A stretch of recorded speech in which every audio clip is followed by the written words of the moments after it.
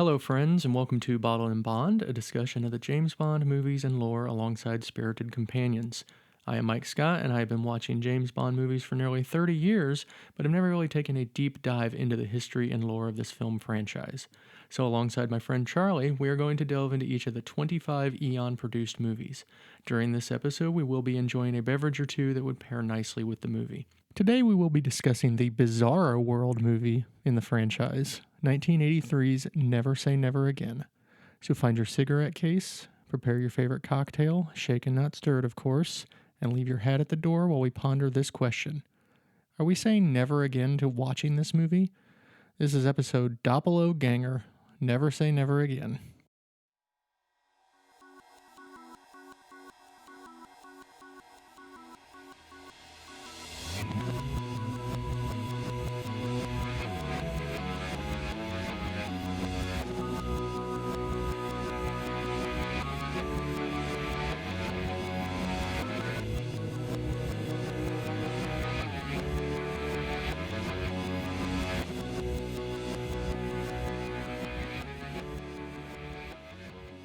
Charlie, welcome.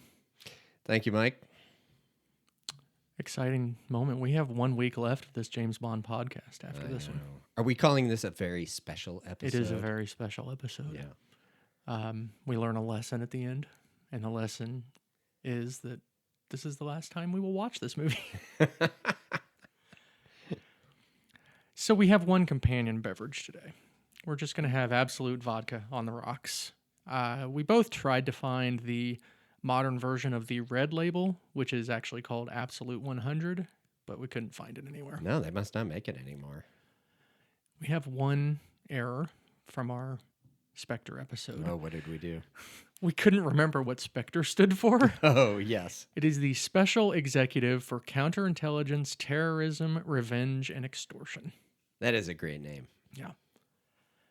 Let's go into the plot summary. As one crusty old 007 clowns his way through Octopussy, a much younger, more spry 007 seeks to take back the Bond mantle. Bond is sent to save the world from Spectre's plan to nuke big cities. He works with Leiter, slaps and tickles way too much for a man of his age, and ultimately saves the day with the help of Domino. Thunderball. I mean, never say never again. Exactly. Haven't we seen this movie before? This is clearly an adaptation of the book and not a remake of the movie, Right. Of course. Our cast, we have Sean Connery as James Bond, Yeah. his 7th appearance. We've seen this guy before, Yeah. haven't we, somewhere? Klaus Maria Brandauer as Maximilian Largo. Max von Sydow as Ernst Stavro Blofeld. Barbara Carrera as Fatima Blush. Kim Basinger as Domino Pitachi.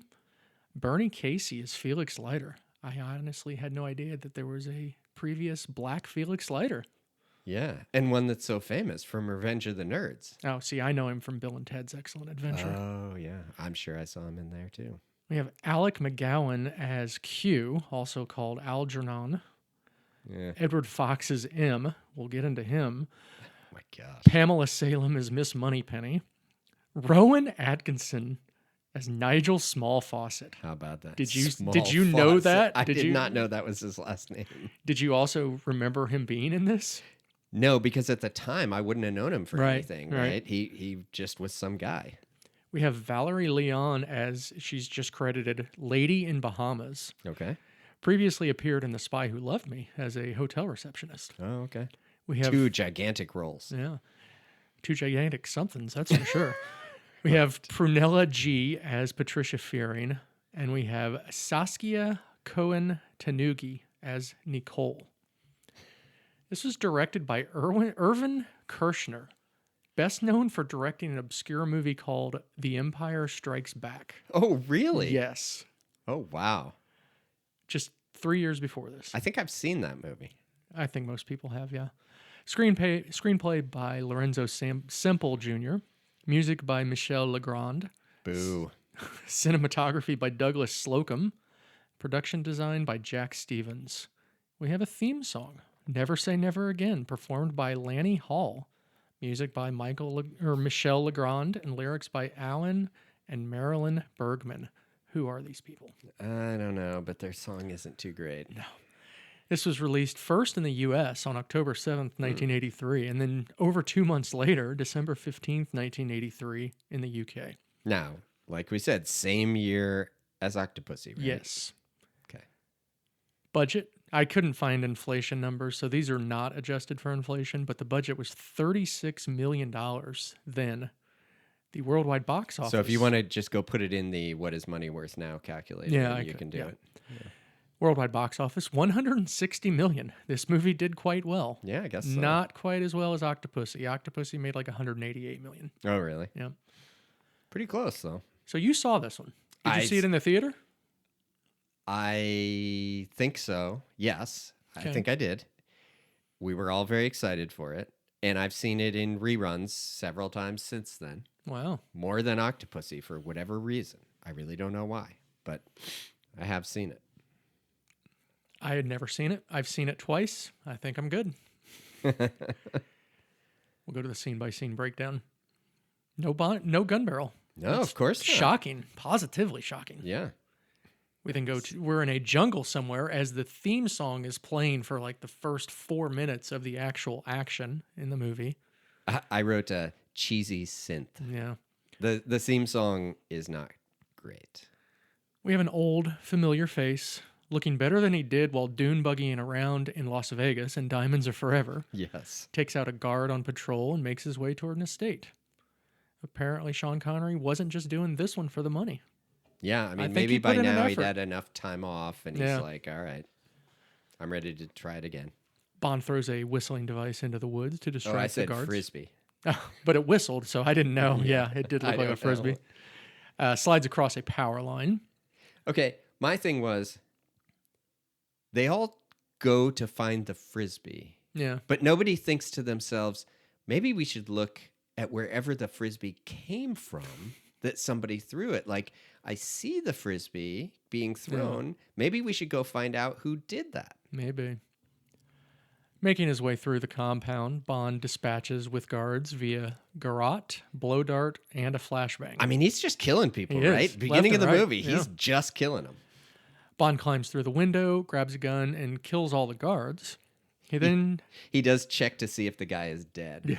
Like, we've learned in some of the other ones, Yeah, always check to see if the guy's actually dead. all right. He then takes one last guard out via hand-to-hand, proceeds to rescue a woman tied to a bed, but then she shows she has plenty O'Toole under her pillow and stabs Bond. Yes. But this was all an And the exercise. movie's over. Yeah, Bond's dead. But this was all an exercise. So we're back at MI6, where the worst M ever watches Bond get killed in this training exercise. Yeah. Bond is chastised for being killed, brags about only dying once. You only live twice, but you only die live once. twice, but you can die once in between. Well, you can die twice, but the second time you don't come back. Since the new M took over, Bond has done more teaching than doing. M says this is probably one of my favorite things of this movie. M says Bond's performance is due to too many free radicals. So first off, this M went on to be secretary of HHS or something. I know, probably. right? You got to cut out the free radicals. Yeah. And then he said, too much red meat, white bread, and dry martinis. And we get a quip. Then I shall cut out the white bread, bread. sir. That was I fantastic. love that. That was very good. But I will say, this is one scene that really is from the book that they really don't tell you about in actual Thunderball, right? This is really M actually is sending him to a spa to recover from being in terrible condition. Yes. Bond says goodbye to the counterfeit money penny as he goes to eliminate all his free radicals. My gosh. That's a good She's one. not a good money penny either. She just annoyed me. But she's better than M. Yeah. M is so pissed I through this hate whole this movie. guy so He's much. pissed the entire time. We're now at Shrublands, which is the recovery facility that Bond is sent to. He arrives in a Bentley. Nice car. Yeah. Bond visits with a doctor who extols the virtues of nutrition and meditation. Then, my other favorite thing, there was some funny stuff at the beginning of this movie. The nurse asks from across the room for him to fill a beaker with his urine sample, and Bond quips, "From here?"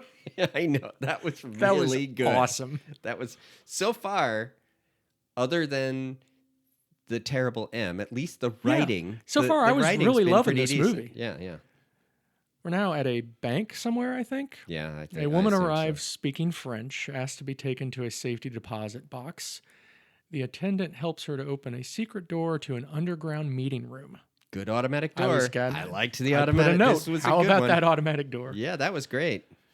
We see Blofeld speaking about Spectre's operations while holding a faux Mr. Bigglesworth. Right. Exactly. He talks about their most audacious enterprise yet, which is an operation called the Tears of Allah, being led by number 1, who is quite the dork. And they put him on Zoom call. Yes, they do. He sucks compared to the Largo from Thunderball. Yeah, he's not great. But the Zoom call, I mean, this is great Zoom that was call, pretty cool. right? So an American Air Force officer, they introduced this guy to heroin and then blackmailed him to have a corneal implant that matches the eye of the President of the United States. Yeah, this is where we really go off from Thunderball, the book and movie, is that I guess they figured we needed a higher tech heist that we're going to pull. Yeah. You know, his eye does not look good, though. No. It's kind of gross looking. Back at Shrublands, Bond runs into Patricia Fearing, and then she later meets him for some back cracking. That's number 12. Is she number 12? No, this was the nurse. Number 12 is a little later. Yeah, okay. So while Bond's getting roughed up by Fearing, we see that Patachi, who is that Air Force officer. I'm sorry, I missed a little something at the end. So number 12 was at that meeting. Yes, she was at the meeting, and she's going to take care of She's put in him. charge of Patachi. Yes. Yeah. So Patachi is lighting a smoke and looking out his window. We go back to Bond, where Bond's in his room. Fearing arrives to surprise Bond with some really gross-sounding food. I think dandelion salad was one of the things. I'm going to hard pass on that.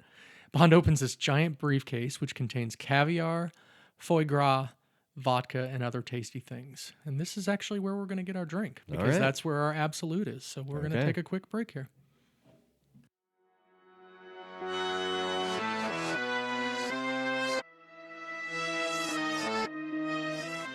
We are back. All right. With our absolute vodka on the rocks. Cheers. Yeah. Cheers. What's to say? It's absolute vodka. It is. Now, when I was in college, this was, at least amongst the college set, the pinnacle of vodka that you could buy. But there weren't all this boutique like crap that we have now and all this kind of stuff, right? Smirnoff was...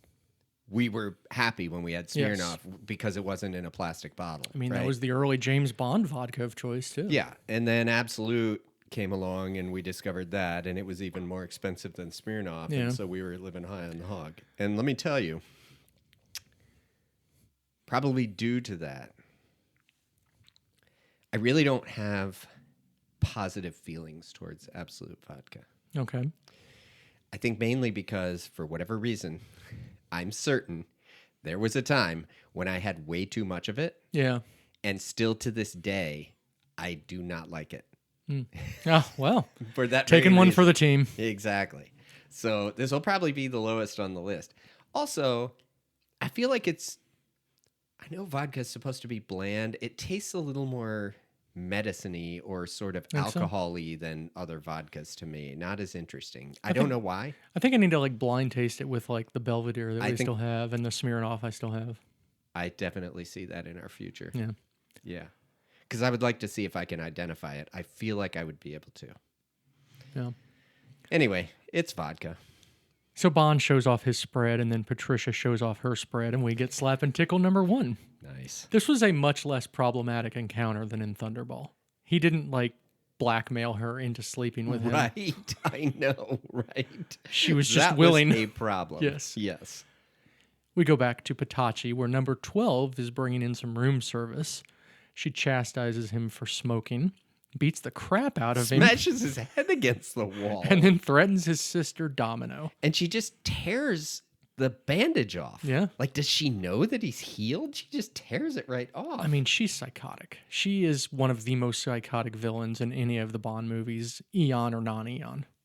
Right. Who was the other psychotic woman who was into the whole... On a top. That's right. From GoldenEye? Yeah, she's pretty nuts, too. She is, too. But Here's my question, Mike, Okay. that I wrote down. How do they have the president's eye to make a copy of it? Who knows? Just a small question I have. If you can get close enough to get the president's eye, I mean, that's good, but how do you get his eye? That's a great question. Yeah. If anybody has that answer, if anybody is like a huge fan of this movie, the they one don't person explore out there this. that's a huge fan of this movie. They don't explore it at all. They just go, oh, we just made a copy of the president's eye and put it on this guy. Right. If it's that easy to make a copy of the president's eye, it's not Everybody a very good would be doing security device. Yeah. Bond actually hears this ruckus and goes to investigate. He sees number 12 checking out Pitachi's corneal implant. Yeah. Pitachi then does his eye test in exchange for some heroin. Bond slips up. He's outside the window. He slips up. It causes a blind to come up or something. Yeah. Startles Pitachi. Number 12 then uses her fancy infrared scope to see Bond hiding outside and identifies him. She knows who he is. Yeah. The next morning, Bond's chatting with his doctor, who suggests an herbal enema. Well, he said he was up all night. Yeah. Did you have your herbal enema this morning? I totally forgot. Yeah, me too. Yeah. Is it like parsley, sage, and rosemary and thyme? And time. Do you have to listen to Simon and Sure. Garfunkel while you're getting your herbal enema? I usually do. Nice. I don't have to, but I do. I only listen to Garfunkel. He was the talented one. Or my favorite band of all time. What is that? Garfunkel and Oates. Garfunkel, Oates, Ridgely, and Messina. Messina. Nice. Yes. All the B tier guys. Yes. Bond checks out Pitachi's room, finds a pack of smokes with some matches that have an interesting logo on them. Mm-hmm. Later, we have Bond lifting some weights, and then there's some giant with no spotter. You don't have a spotter when you're all by yourself. It was one of those weird ones that I think is like safety control. It had a counterweight. Yeah. Well, not safe enough. Yeah. Yeah, because some giant henchman comes in and takes out a janitor. That henchman was actually Lippy, who is also in Thunderball. Oh, really? I don't remember them ever calling him Lippy in this movie. I don't either. Lippy gets the drop on Bond, removing the safety, whatever you said, catch. I put safety catch on the weight machine. Yeah. So he's like pushing down on Bond. Of course, Bond, even though he's 53, he gets free from that and then tussles with Lippy and tries to take him out with a dumbbell. Who throws a dumbbell, honestly? I don't know, but it just bounces off him. Yeah. Bond brings a bench to a fist fight and gets manhandled. Yes. The poor janitor gets tossed again as Bond tries to get the drop on the henchman. They begin fighting through the halls. Yeah. Fortunately, there's something on TV that's distracting everybody. It's boxing. Is it? I think so. Okay. I think if you listen to it, that's the quote unquote funny part, is that they're describing a fight on the TV on a boxing match, and then everyone gets excited when someone gets knocked out and they all stand up. I just thought the fight was so ridiculous. I probably should have paid closer attention. You should have. This is your job, Mike. They eventually take the fight to the kitchen. Cook. No, yeah, there's just one guy in there. There's a cook in there. She decides that her spoon is no match for whatever that metal weapon is that Lippy is using, so she darts out. It's a spring. I don't know. It was so weird. It looked like a spring, right? Or It's just kind of floppy. Or he just chopped off that knife that Bond picked up. Wait, it cuts through an entire pan that he holds up, right? Which is made of metal. It had a handle, so I don't know. It must have been some sort of weapon, but it was weird. But it was floppy. Like I called it a spring. I'm sure it's not. But a solid piece of metal wouldn't flop around like that. Yeah. I don't know. I don't know what that was or was supposed to be. All right. Of course, they eventually arrive at the room that has all the volatile chemicals. So Bond and glass, everything made of glass. Bond throws some liquid in Lippy's face, which turns out to be his urine. That was actually pretty funny. It was funny. And the guy's like, screaming, and then Bond looks at the beaker. Yeah, it was so toxic that he screams in terror and falls back into more glass, which kills him because it jabs pierces into his back. Yeah. They'd been all over the glass in the room, none of which that pierced anybody, but when he goes backwards, still. That was actually kind of funny. Yeah. We're now back at MI6. We're Loser M chastises Bond yet again as the chief of staff sits there looking bored. I wrote, M is really yelling. Yeah. This is a much angrier M. Yeah. I mean, you know, He hates Bond. Judi Dench had her moments where she Yeah. was kind of angry, but she didn't like overact when she Right. did it. I think that was probably Tanner, the other guy. We'll just say Yeah, it was, just whatever. for the fun of it. So now we go to the Swadley Air Command Base, where an American discusses a cruise missile test. We see Patachi in there. As I wrote, the general explains the plan to the guys executing it. Yeah, right? As if they've never heard of this plan. And then he goes, okay, let's get started. And they all walk to their stations to do it. Like, you don't have to explain to them. It definitely why wasn't exposition for the audience. No. Patachi leaves the room to begin his mission, which he's using his bionic eye to alter the plans. I wrote, eyeball guy breaks into some Zoom meeting. We get a very realistic looking shot of the jet dropping the missiles out of it. Mm-hmm. And then Patachi's gone later. He's driving down the road, and we see number 12 driving alongside him and throws a snake in his car. Who throws a snake, honestly? I don't know. Patachi is so terrified that he corkscrews into a building. This would have been a much better use of the slide whistle if they'd played it there when he went into the building. I mean, the snake doesn't hurt him.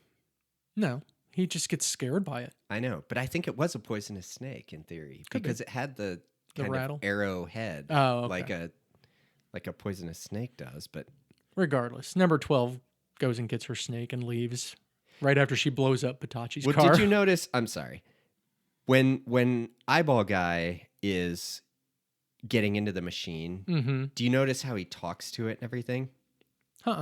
So he goes in there, and for one thing, he's breaking in the machine, and the machine kind of talks to him. You know, he only had a certain amount of time, or else the whole thing would be off and he'd be caught. But it recognizes his eye, and he tells the machine to replace the dummy with the W80 atomic device. So first of all, I guess all of this is fully automated, obviously, right? And there's an instruction set where it already knows it's doing a test, and you can just tell it, right? But my favorite part is he's like, replace the dummy device with the W80 nuclear device. Replacing with nuclear device, starting nuclear war. Have a nice day. Yes. So, and the other thing I said, so the president starts a war and nobody's notified? Mm-mm. Like, you have this automated device of, we're going to put the nuclear device in there, and like it doesn't, it's a good thing that doesn't tell happen the rest in real of life. The military? Yeah, right. So the super realistic looking missiles continue their test. Yeah. The Americans see that the missiles have maximum thrust but are still going down. It's the worst thing a man could experience. Yes, exactly. I didn't even think of that, Mike. This is why I make the big bucks on our podcast. Yeah, it is. It is. The missiles sink into the water near a Spectre ship and are recovered. Getting more like Thunderball again. Yeah. Blofeld then sends threats to NATO, saying the missiles had their fake warheads replaced with nuclear ones, and demands a huge ransom of $25 billion a year. That's a hefty ransom. Yeah, it is. Did you know? So here's what I wrote. Did you notice that the missiles going off course were manually controlled? Like, it wasn't like they somehow, number one had a radar device and pick them up, and as I said, guy with joystick throws missiles off course. Yeah, like that guy's sitting there with a joystick, like telling the missiles where to go. I don't know why I didn't make that connection. I thought that the Patachi eye guy was the one that rerouted them, so that makes more sense. But yeah, no, I think, guess so. The guy on the ship, they showed like a radar dish picking up the missiles, and then they show him with the joystick and some really bad graphics on the TV of the missiles, and then he, I believe, is controlling. They've taken control of the missiles, and he directs them into the water. Yeah. Real quick here before I forget, the guy playing Blofeld is Max von Sydow. This guy did a ton of stuff. He was in a bunch of Ingmar Bergman movies, including a really popular one called The Seventh Seal. He was in like Flash Gordon, but he was also the guy in Game of Thrones, the three-eyed raven. Do you remember the three-eyed raven that was sat in the tree? Yeah. That's Max von Sydow. Oh, really? Yeah. So he's been in a ton of stuff. I guess he so. passed away a few years ago. We're back in the big room with all the different countries for NATO, and the Prime Minister orders M to reactivate the Doppel-O program. Now, did you notice Blofeld, like he video calls, he Zoom calls NATO. Yes. With a camera that comes out of a skull in his office. Yeah. And aims and takes a video of the cat. So NATO is watching the cat. Like it must have had autofocus or auto tracking on the cat because it aims at the cat. And even when the cat moves around, they're still watching the cat. And maybe he did that intentionally because he didn't want him to see his face. No, I assume so. Yeah. But but if you're going to have a camera, have it come out of a skull. Well, yeah. And then automatically follow the cat. Of course. A lot of work went into this. I know. We now bounce between MI6 and Largo's ship, which Largo's ship is called the Flying Saucer. We'll get to that later. Bond is researching Largo, also known as Number One. Moneypenny tells Bond he's being summoned by M. And then we go to that Spectre boat where Largo arrives. Back to MI6. M's briefing. I wrote sweet yacht. Yeah. Did you notice, though, so when he's talking to NATO, when NATO is having their meeting, ordering, and they're trying to decide what to do, did you notice they show like a video? So British Secret Service comes in and they show this video based on the fact that Largo called them, or that Blofeld called them and everything. And the video is going through all this stuff. And at the very end, they show a picture of a nuclear explosion on this video. Yes. And the whole room goes crazy. Yeah. Oh, no. And they all start running around talking to each other. I'm like, did they not understand the implication? When they just said that he stole the nuclear device, they're all calm. Yeah. And then they show the picture of a nuclear explosion. Oh, that nuclear device. Oh, the one that explodes. It's going to kill us all. He got the explosion one? And then they all lose their minds. It's hilarious. Yeah. So M is now briefing Bond on Spectre's plan and explains how they got the missiles. Oh. Bond thinks that a false eye was used, and M doesn't believe him. Yeah. I mean, this M sucks. He sucks. I hate him. He does. I have lots to say about the both, though, when you're ready. Largo, we're back to Largo. He's looking at some papers, playing some funky music, and then he opens a window. He's not just looking at papers. He's got 100 printers in the control room of that boat. He walks through the control room to go to his secret room, right? Yeah.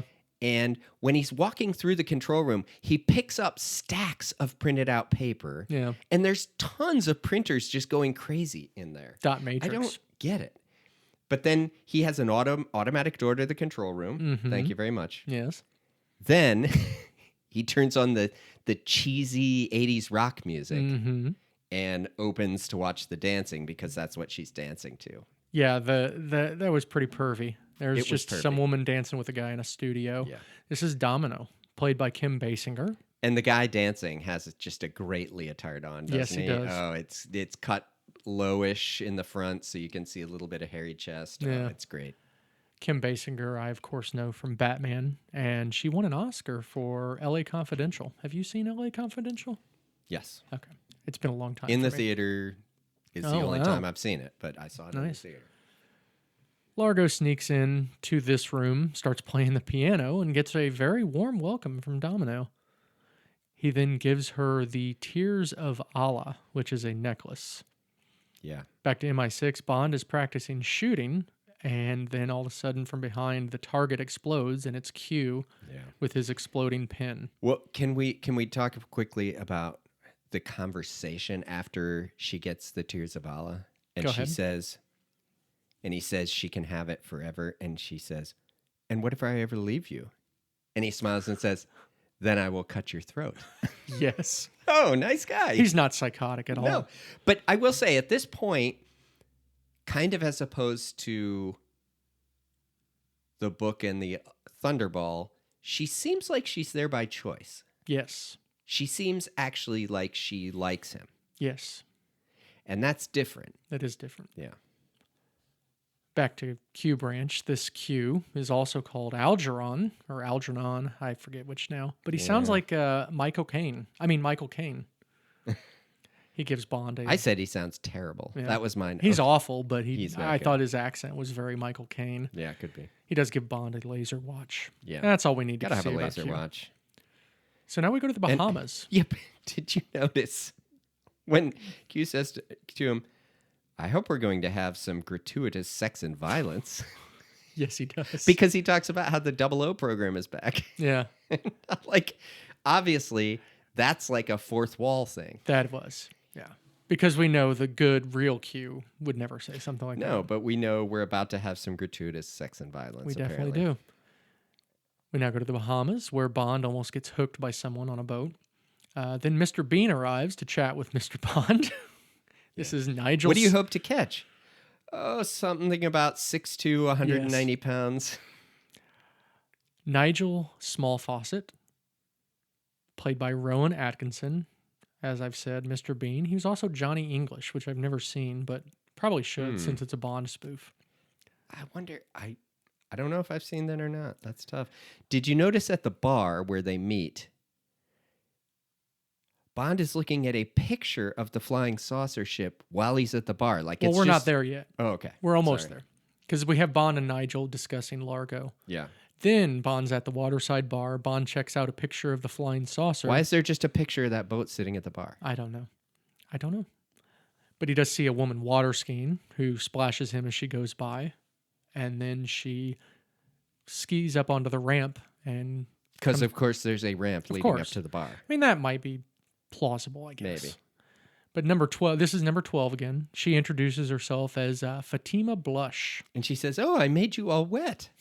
But my martini is still dry. Yes. Blush offers to help Bond find what he's looking for. You know what bothered me? She just goes up there in her skis, and then she starts walking as if she didn't have skis still attached to her feet. Yeah. They go to a boat or a room. I forget. I clocked out a couple times during this, but basically, I just noticed Bond his shirt was like unbuttoned. Yes, all the way down practically. Anyway, she says she's going to help him, so they're somewhere that he's able to put on a water suit, and Bond looks at her and tells her, "You're remarkably well equipped," and then he quips again, "Going down, one should always be relaxed." Yes. And so before they actually go do anything else, we get slap and tickle number 2 with We've Fatima got some Blush. time to kill. Yeah. And then there's a sex montage I wrote. Yeah. So after the slap and tickle, Bond goes down on Fatima Blush. Sorry. Goes down with Fatima Blush to check out a sunken ship.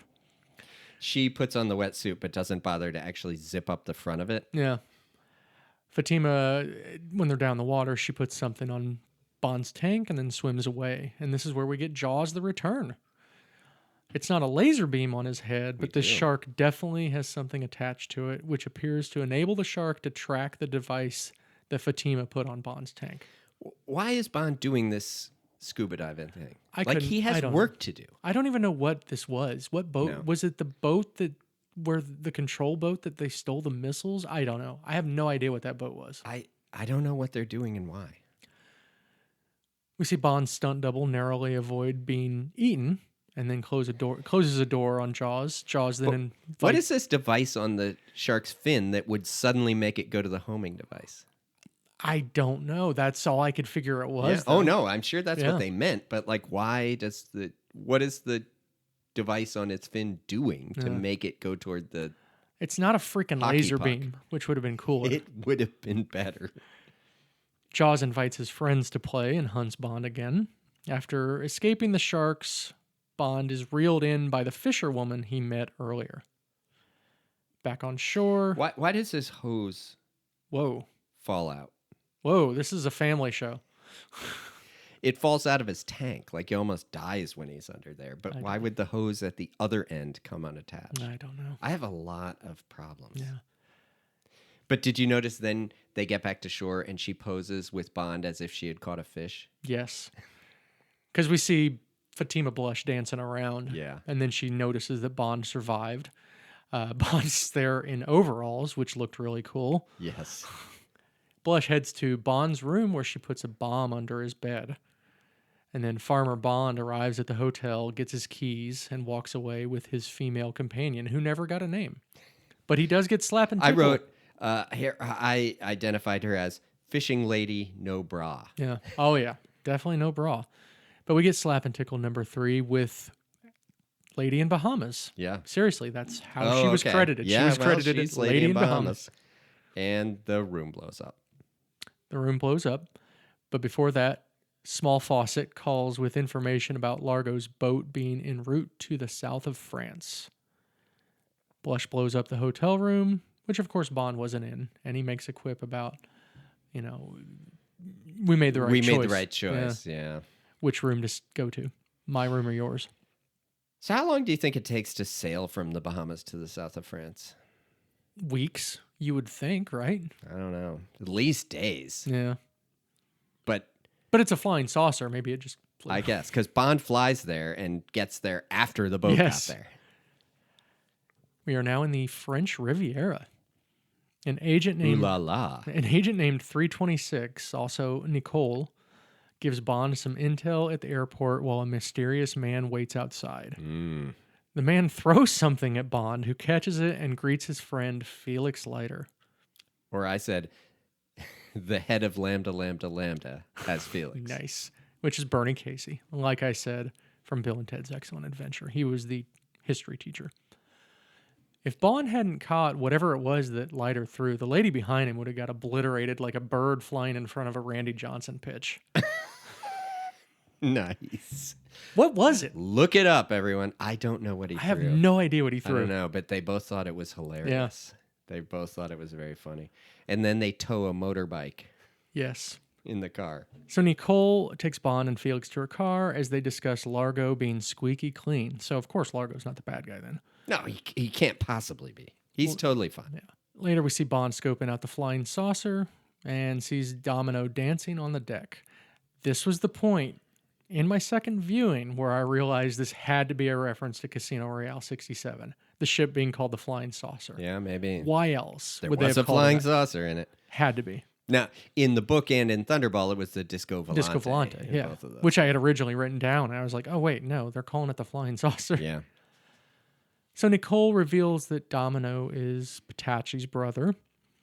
Domino then arrives on shore, and Bond tracks her to a sauna.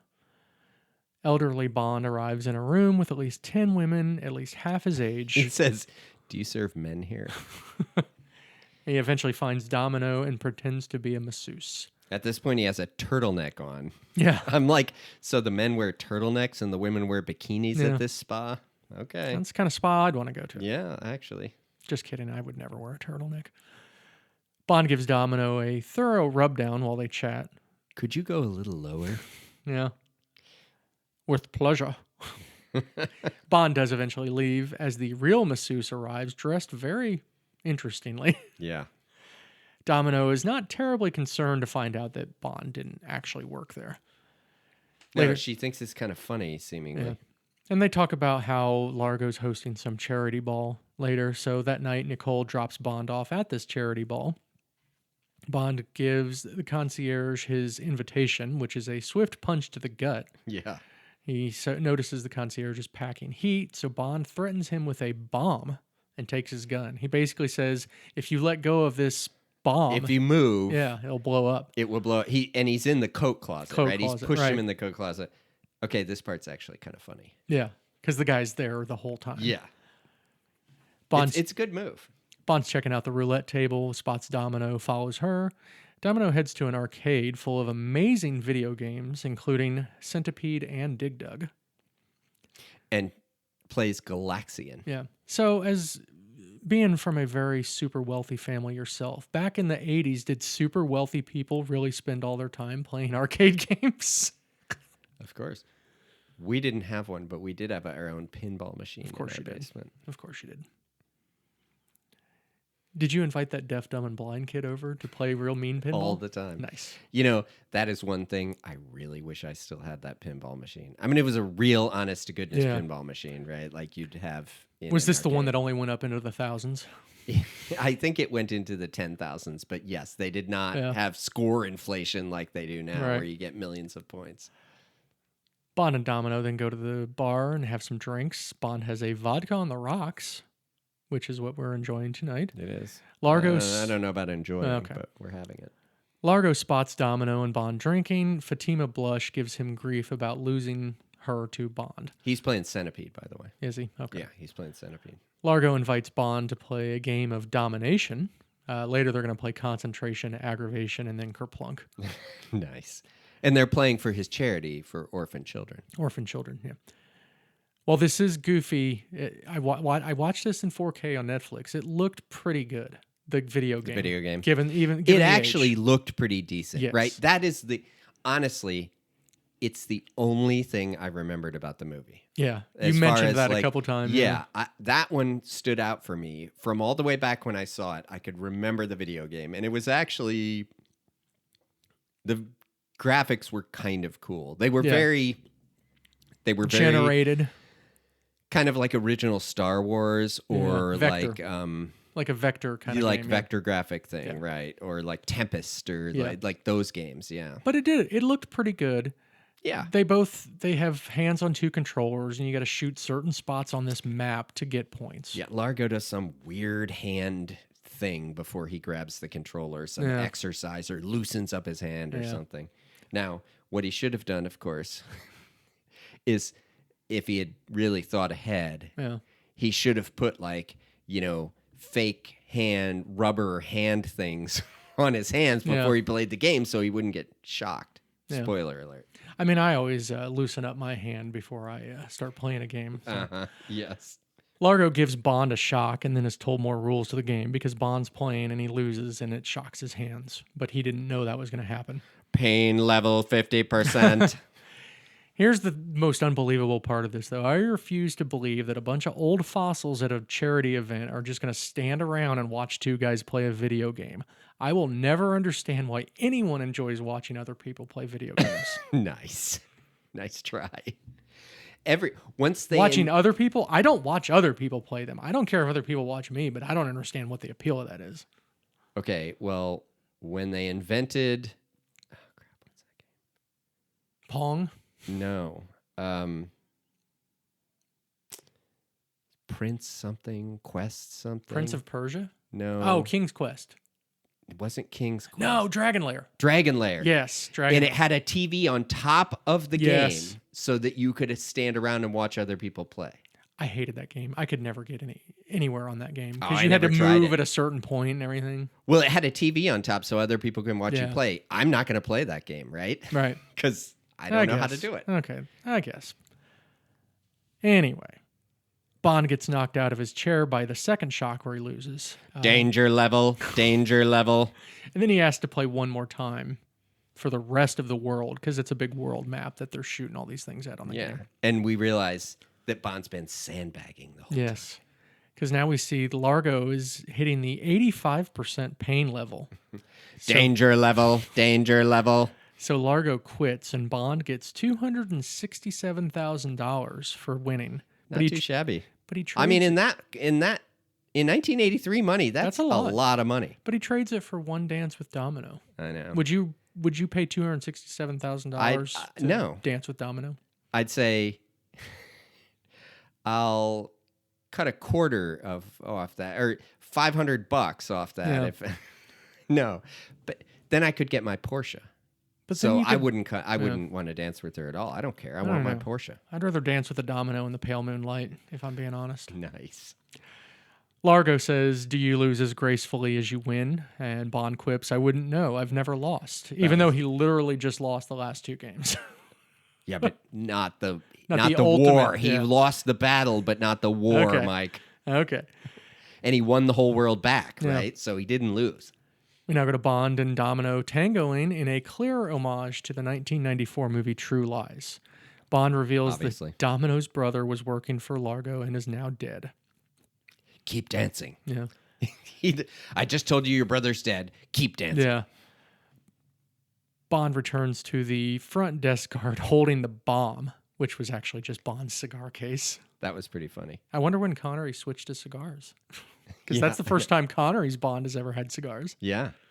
That was actually pretty funny when he grabs it from the guy.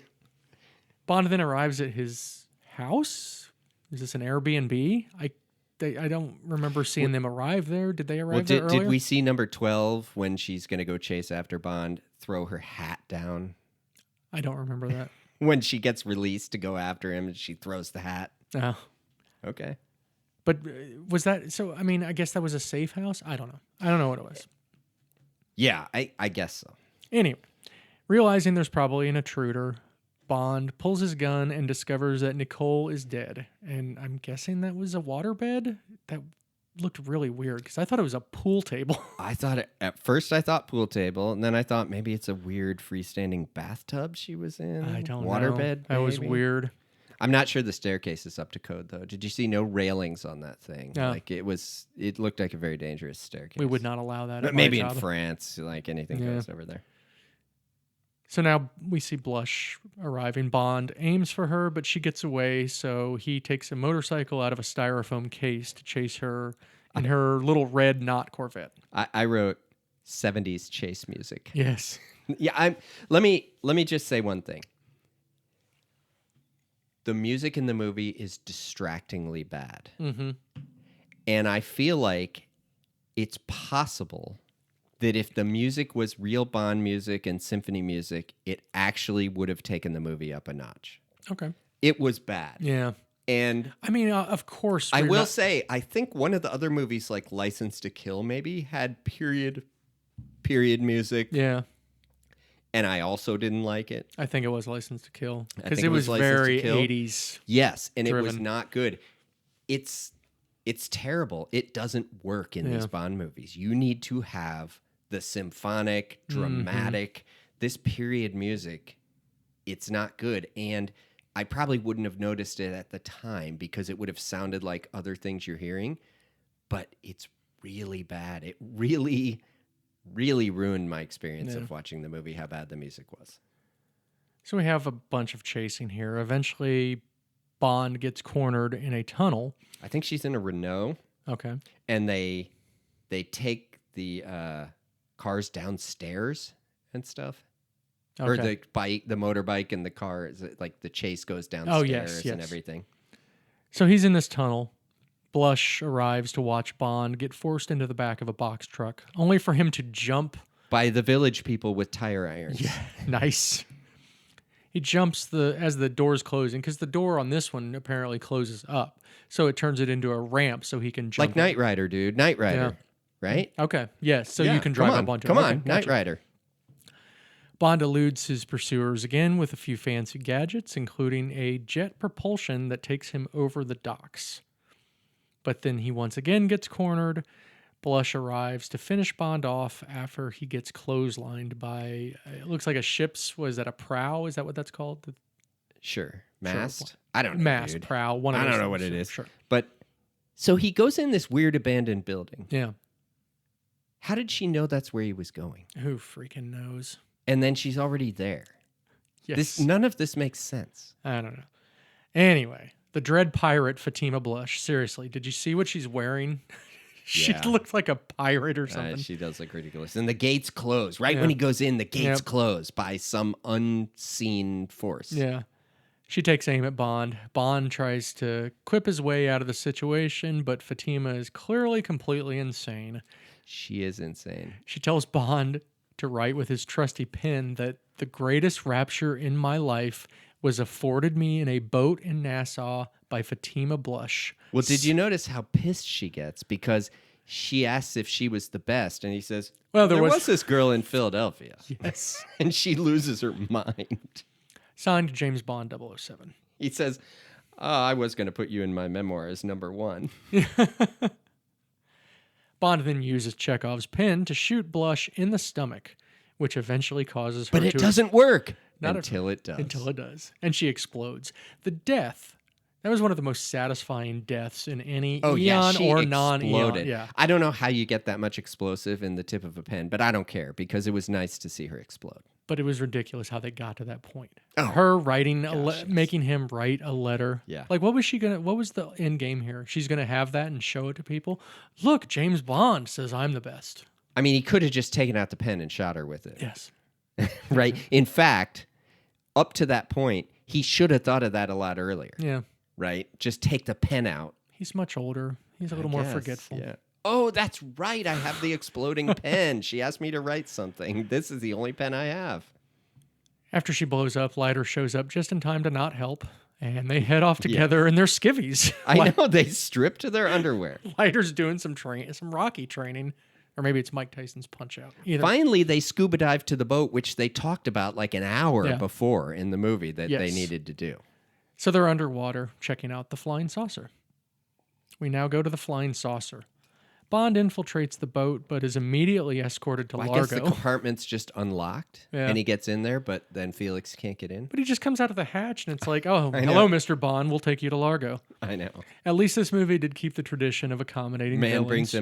Man brings him a robe. Yeah. Like, he brings him a robe. Like, that's how much they knew he was there. Yep. He brings him a robe. Bond gets his vodka martini, but I do bet it's stirred and not shaken. Just, you could never say shaken, not stirred. No. Largo provides all the necessary villainous exposition, showing Bond everything he's doing.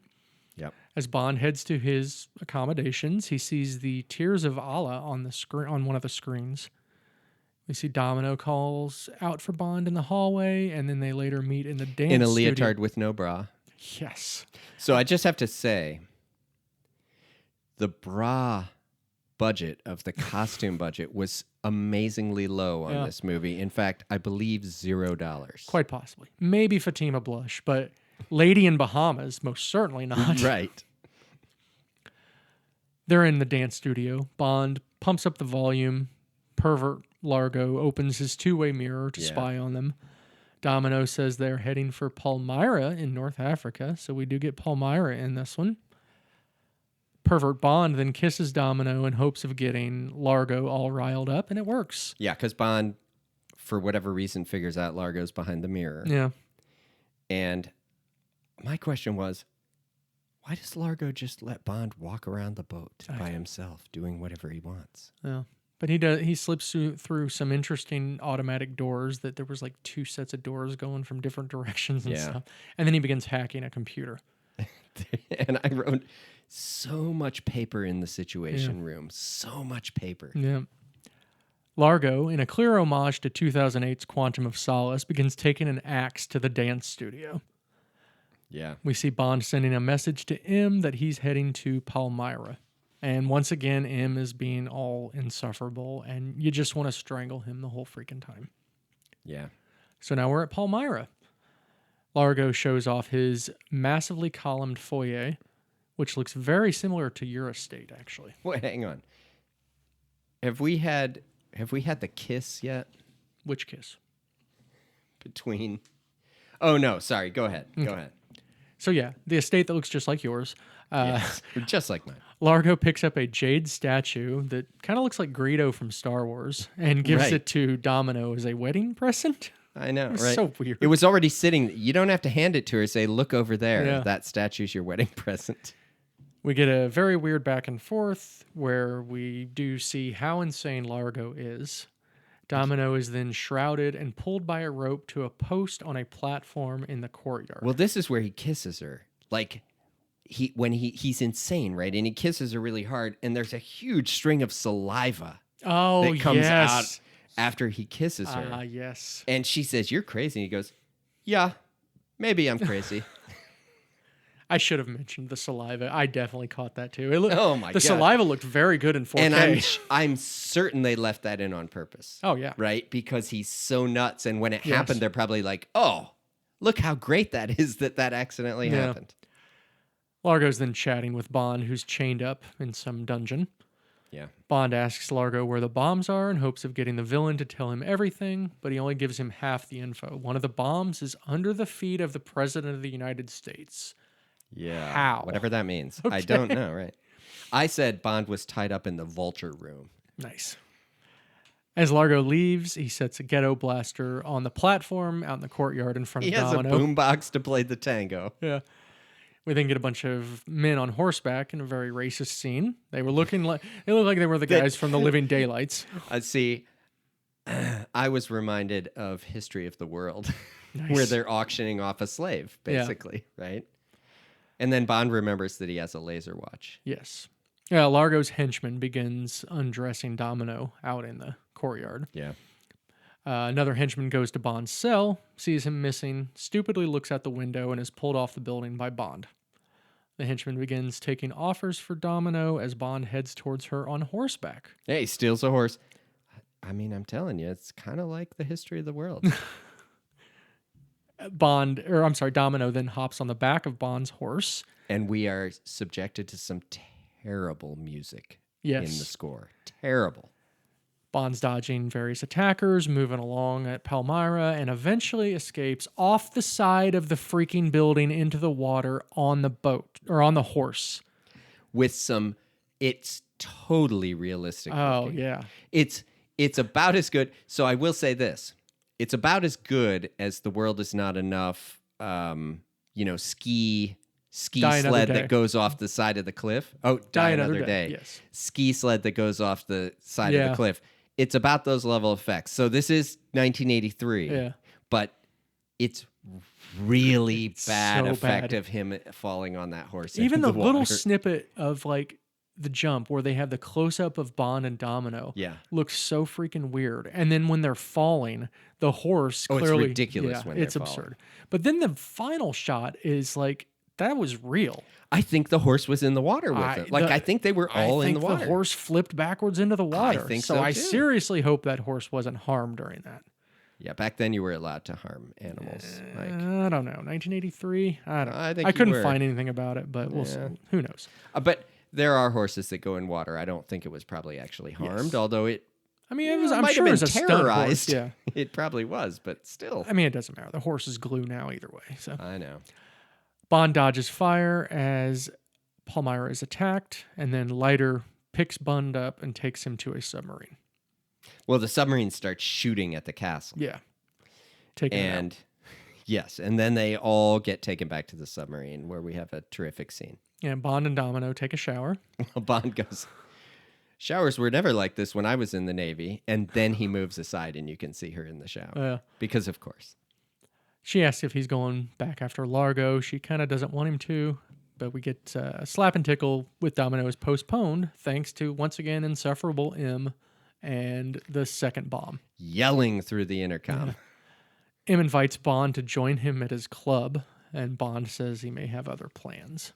Yes. Bond then realizes that the Tears of Allah necklace that Largo gave to Domino is actually a map for where the other bomb is. Why? Which is near the oil fields. Why is it a map?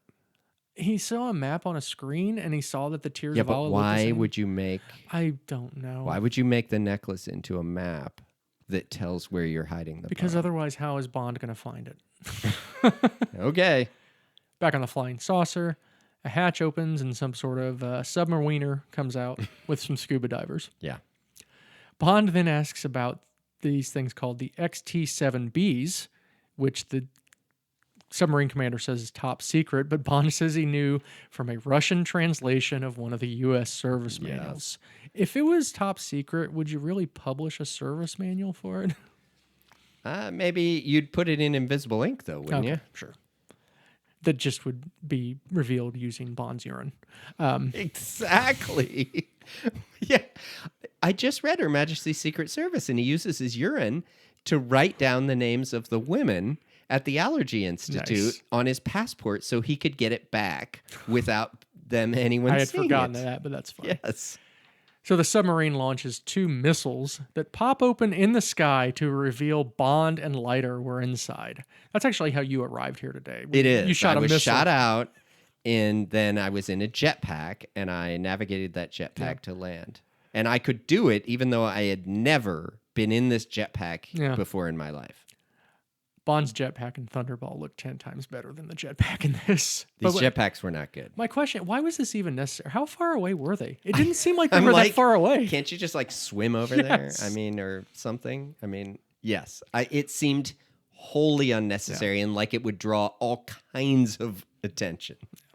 We get a shot of Largo arriving at the underwater cave. Bond and Leiter very quickly have caught up to the deep sea divers from the flying saucer, even though it seems like this was at least a couple hours between them leaving the flying saucer and Bond and Felix getting shot over there. Bond sends Felix to get help and gets his machine gun ready. We then see Largo and Kovacs getting praise from Blofeld as all of Spectre's minions watch. That was so weird. It was really weird. As the henchmen secure the nuke, Bond kicks the head out of a statue to cause a distraction. Leiter's back and taking out some baddies, but Bond gets his gun shot directly out of his hands and it falls away from him. Yeah, that was weird, wasn't it? It was very weird. His hand wasn't hurt somehow. Yeah. Fortunately, the cavalry finally arrives, but not on horseback with cowboy hats. They're just normal, Yeah. guys. Kovacs, which we really haven't even talked about other than what I just said, he's just like the computer dork that's helping. Kovacs prepares the nuke. Largo takes it underwater out to sea as the fighting continues. The cavalry advances on the henchmen. Bond hops onto a chopper so he can find Largo. And he gets dropped into a well and goes diving down. Very convenient that he knew exactly where to go.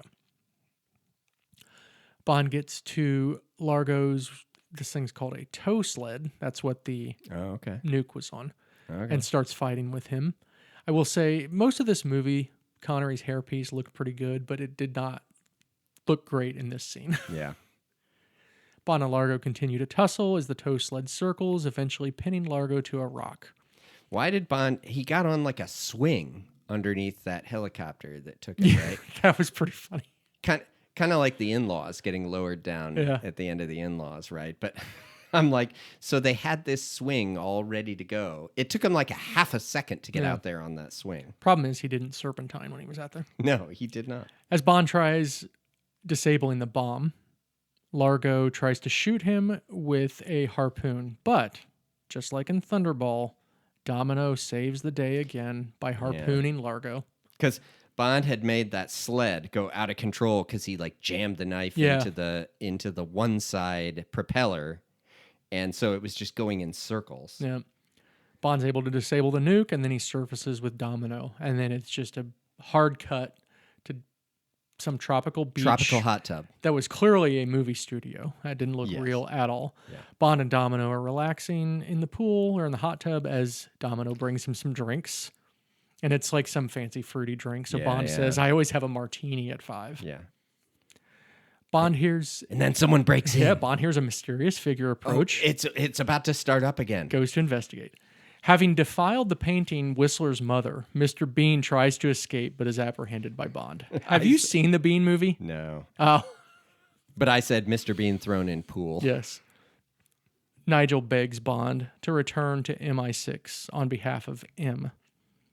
And Bond says, never again, and then winks at the camera, and that's the end of the movie. Never, Ugh. never, so never bad. say never. So bad. And that's it. That's Never Say Never Again. Okay. Few trivialities. This was produced by Jack Schwartzman, who is the father of legendary Wes Anderson actor Jason Schwartzman. Oh, so he's a Nepo baby. Yes. All right. Well, his mom's Talia Shire. Oh, I didn't know that. Adrian from... So he's also he's a Coppola. Wow. Yeah. All right. So that James Bond archive book that I've been reading for all these movies, it actually has an entry for this, but it's a Rolling Stone interview with a biography of Sean Connery, and it was done by Kurt Loder. Wow, from MTV. Yeah. Who is like pushing 80, which kind of blows my mind. He always did the music news He segment. did. Sean Connery received $5 million and a percentage for this movie. Well, that worked out. Yeah, he did well here. Book comparisons. Strong similarities to Thunderball, the book, which was originally a screenplay that was co-written by Kevin McClory. That's the reason this movie exists. Kevin McClory co-wrote the screenplay. Ian Fleming took elements of it for the Thunderball book, but he sued, Kevin McClory sued over it. Yeah. They worked together on Thunderball, and McClory got a production credit, but then he had to wait at least 10 years before he could do something on his own. Okay. So that's why we have this big gap.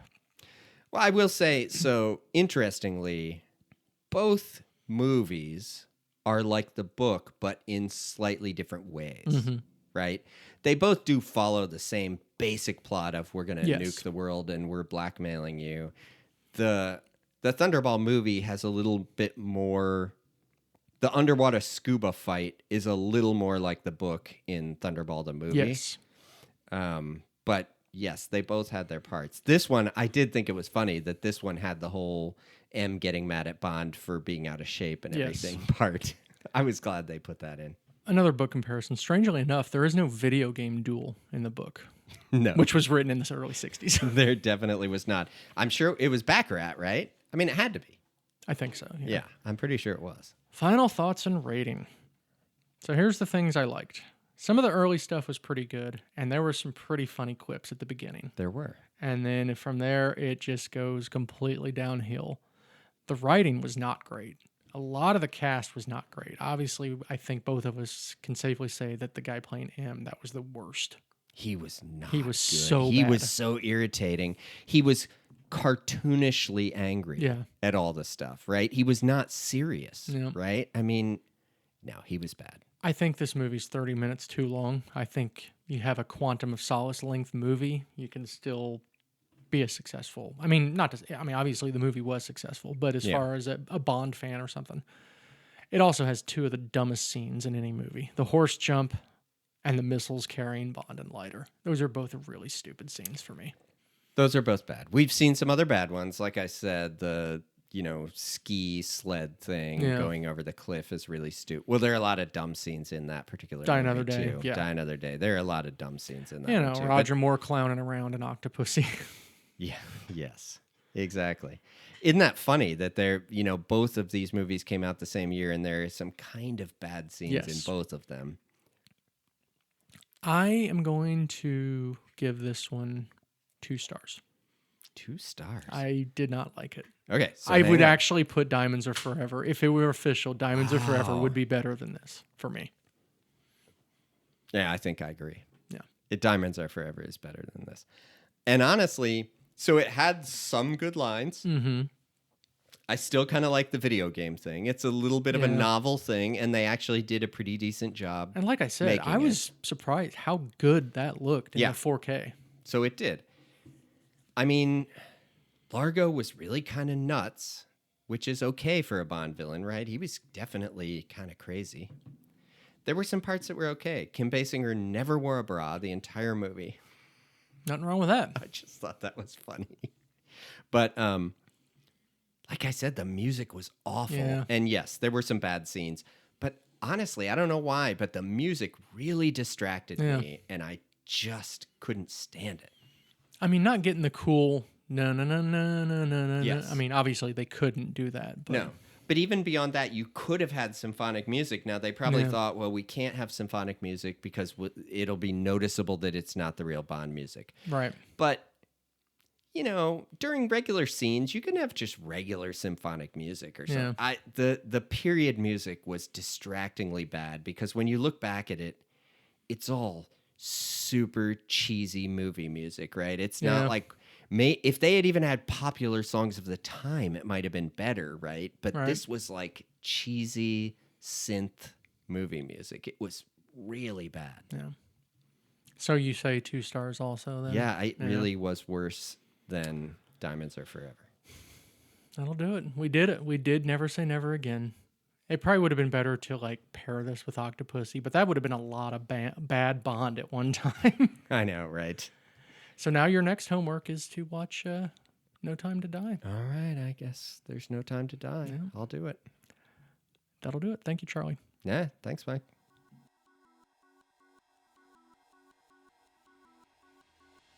We hope you enjoyed this episode of Bottled in Bond. If you'd like to send us a message, you can do so at bottledinbondpod@gmail.com. Till your next briefing, pour yourself a drink, light a smoke, and find yourself a spirited companion. Goodbye.